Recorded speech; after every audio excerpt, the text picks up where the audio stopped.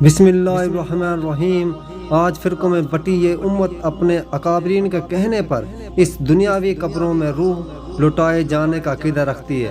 نیک ہستیوں کو سننے والا، جاننے والا، اعمال کے پیش ہونے کا عقیدہ رکھ کر ان کو مشکل کشا، داتا، گنج بخش، غوث اعظم، دستگیر، جھولیاں بھرنے والا، کھوٹی قسمت کھری کرنے والا، غریب نواز سمجھ کر پکار رہی ہے۔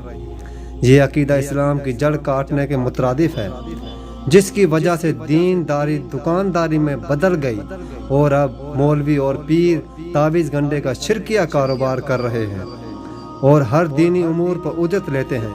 اسی روح لٹائے جانے کے عقیدہ پر صوفیت اور دین طریقت کی عمارت کھڑی ہے اور تمام فرقے اس کے محافظ ہیں۔ مندرجہ بالا آیات اور سینکڑوں دوسری آیات ان باطل عقائد کی جڑ کاٹ دیتی ہے، مگر غور کرنے والا ناپید ہے، ورنہ یہ آیات مسلم امت کی وحدت کے لیے اصول ہیں۔ ہمیں جو کچھ مانگنا اپنے رب سے مانگنا ہے، وہی سننے والا ہے، وہی جاننے والا ہے، نفع نقصان اسی کے ہاتھ میں ہے۔